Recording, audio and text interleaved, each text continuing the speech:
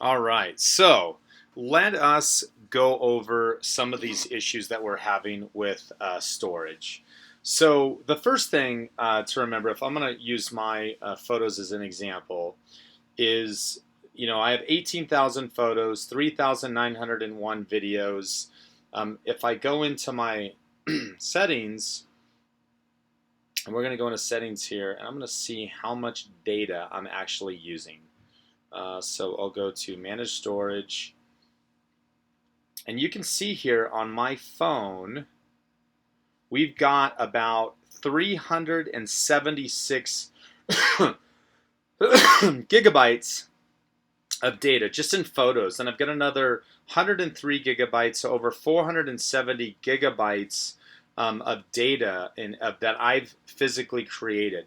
And the one thing that you want to look at here is, I hear a lot of people say, oh, well, go to Box or buy an external hard drive or, use Dropbox or, Google. There's a lot of different storage platforms, but just understand that the data that you create is growing by 50% per year.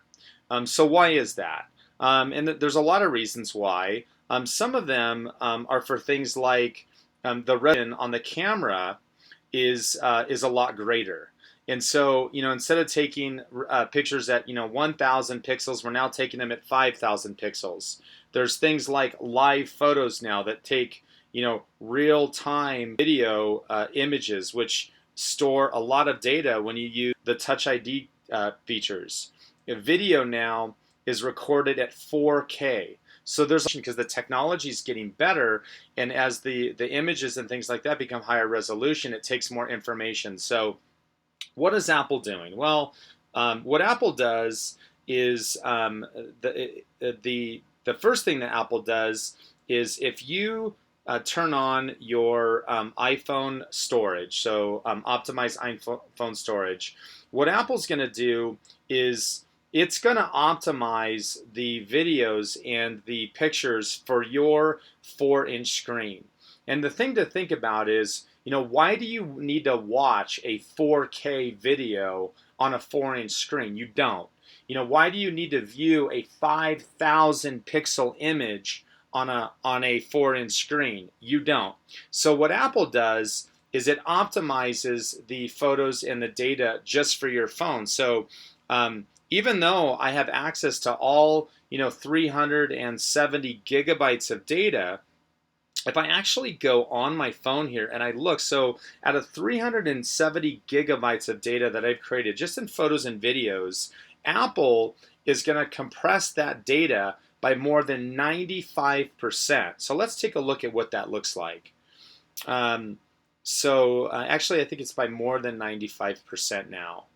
So if I go here, and we're going to wait till this thing to pop up here. So it's going to analyze my phone. And you'll see just on my phone right now, out of all the data that I've created, only 43 gigabytes is physically stored on my phone. And on my photos, less than 5 gigabytes of 370 gigabytes of data is stored on my phone. And the reason for that is that Apple is optimizing it for you. So you can use Dropbox and you can use all of these settings, but it's kind of pointless because Apple's automatically doing it for you. And when you start offloading data onto other storage devices, it's just more information to manage.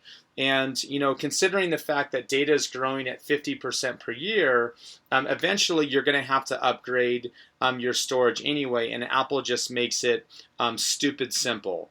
The other thing you can do is when we go back into the iPhone storage, Apple will allow you to optimize and review attachments and all sorts of things like apps, different files that you're using, movies on iTunes.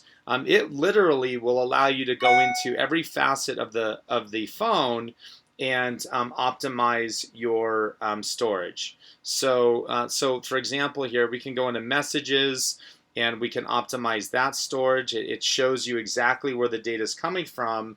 Facebook is another big one. A lot of content is being stored on Facebook.